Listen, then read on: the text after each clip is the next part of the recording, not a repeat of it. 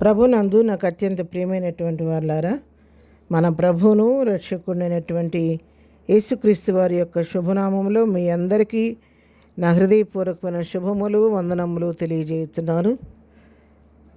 ఉదయకాల సమయంలో దేవుని వాక్యాన్ని ధ్యానం చేసుకుందాం. ఈరోజు వాక్య ధ్యానము కొరకు మనం తీసుకున్నటువంటి లేఖన భాగము కీర్తనల గ్రంథము 34వ కీర్తన 10వ వచనం చదువుకుందాం. సింహపు పిల్లలు లేమిగలవై ఆకలిగొనును, యెహోవాను ఆశ్రయించు వారికి ఏ మేలు కొదివై ఉండదు. చూసారా, ఇక్కడ వాక్య భాగాన్ని మనం గమనించినట్లయితే సింహపు పిల్లలైనా సరే కొన్నిసార్లు లేమిగలవై ఆకలిగొని ఉంటాయి అంట. కానీ ఎవరైతే యెహోవాను ఆశ్రయిస్తారో, దేవుని నమ్ముకుంటారో, దేవుని పైన ఆధారపడతారో వారి జీవితాల్లో ఏ మేలు కొదువు అనేది రానివ్వడంట దేవుడు. పై వచ్చిన మనం చదువుకుంటే, యెహోవా భక్తులారా ఆయన యందు భయభక్తులు ఉంచుడి, ఆయన యందు భయభక్తులు ఉంచువానికి ఏమీ కొదవలేదు. చూసారా, ఆయన యందు భయభక్తులు ఉంచిన వారికి ఏమీ కొదవలేదంట. సింహము అడవికి రాజు అయినప్పటికి కూడా సింహపు పిల్లలు కూడా కొన్నిసార్లు ఆహారం లేక లేమితో అల్లాడిపోయే పరిస్థితులు వస్తాయి. కానీ దేవుని నమ్ముకున్న బిడ్డలకు, ఆయన భయభక్తులు గల వారికి జీవితంలో ఏ కొరత రాకుండా దేవుడు పోషిస్తాడని వాక్య భాగాన్ని మనం ఇక్కడ చూస్తూ ఉన్నాము. మరి కీర్తనగాడు 23వ కీర్తనలో దావీదు చెప్తున్నాడు, యెహోవా నా కాపరి, నాకు లేమి కలుగదు. యెహోవా నా కాపరి కాబట్టి నా జీవితంలో లేమనేది రాదని చెప్పి ధైర్యంగా దావీదు చెప్తున్నాడు. అవును, ఎప్పుడైతే ఆయన మనం కాపరిగా అంగీకరించి ఆయన కాపరత్వం కింద మనం లోబడి ఉంటామో, ఆయన మంచి కాపరిగా మనను సమృద్ధైన స్థలములోకి తీసుకొని వెళ్ళి మంచి మేతతో మనం తృప్తిపరిచే దేవుడై ఉన్నాడు.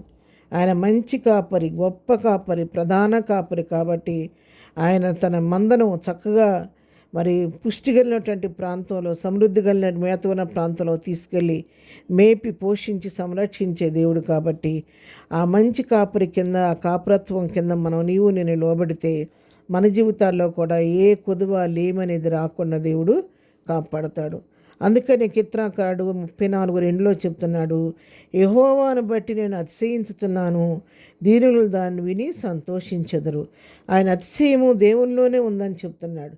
నేను యెహోవాను బట్టి అతిశయిస్తున్నాను, ఎందుకంటే ఆయన అతిశయ కారణము. నాకు ఈ లోకంలో ఏమున్నా లేకపోయినా అతిశయం ఏంటంటే, నేను దేన్ని బట్టి అతిశయిస్తున్నానంటే నా దేవుణ్ణి బట్టి నేను అతిశయిస్తున్నాను. ఆయన నా అండ కొండ ఆశ్రయదుర్గంగా ఉండి ఆయన నిత్యం నన్ను సంరక్షిస్తూ పోషిస్తూ కాపాడుతున్న దేవుడు కాబట్టి ఆయన బట్టి నా జీవితంలో ఏ కొదువ నాకు కలగట్లేదు. కాబట్టి నేను సమృద్ధి కలిగిన వాడిగా ఉంటున్నాను కాబట్టి ఆయన్ని బట్టి నేను అతిశయిస్తున్నానని చెప్పి ఇక్కడ దేవుని నామాన్ని కీర్తనకారుడు మహింపరుస్తున్నట్టుగా మనం చూస్తూ ఉన్నాం.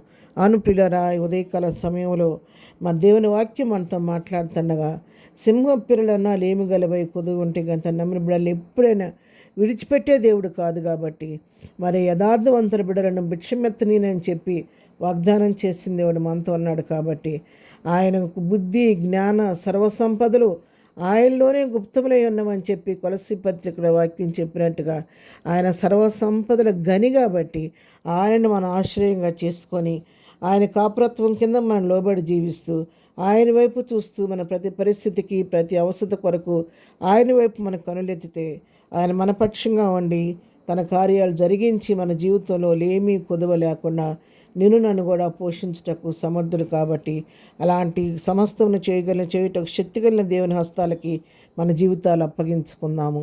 ప్రార్థన. ప్రేమగలిగిన తండ్రి, పరిశుద్ధుడైన మా ప్రియ ప్రభువా, ఉదయకాల దీవులతో నింపండి. నా నిజనం పునరుద్ధానపు దీవులు మా కుటుంబాలపైన, మా పైన కుమ్మరించండి. ఏదైనా జరుగుతున్న ప్రతి ఆరాధనలో మీ నుండి మీ నా మహిమ పొందుకోండి అయ్యా. ప్రతి దాసును బలపరిచి నీ మహిమ కొరకు వాడుకోనండి. రాకపోకల్లో క్షేమం దయచేయండి, చేస్తున్న పనిపాట్లు ఆశీర్వాదం దయచేయండి. ఏదైనా బర్త్డే, మ్యారేజ్ జరుపుకొని బిడ్డలను దీవించండి, ఆశీర్వదించండి. బలహీనలు ముట్టండి, స్వస్థపరచండి. కృంగిన వారిని లేవనెత్తండి, దుఃఖంలో ఉన్న వారిని ఓదార్చండి. ఏ బిడ్డకి ఏ సమస్య ఉన్నా ఏ కొదువన్నా నీ ప్రతి అక్కర్ని మీకు నీ కృపా మహదేశంలోంచి తీర్చి నీ కృపకు దయకు పాత్రలుగా చేసి మహిమా ఘనత ప్రభావాన్ని మీరే పొందుకోమని యేసే శ్రేష్టమైన నామం పేరట ప్రార్థించడిగి పొందుకొని ఉన్నాము తండ్రి. ఆమెన్. ప్రభు కృప సదాకాలము మనందరికీ తోడై ఉండి నడిపించును గాక. ఆమెన్.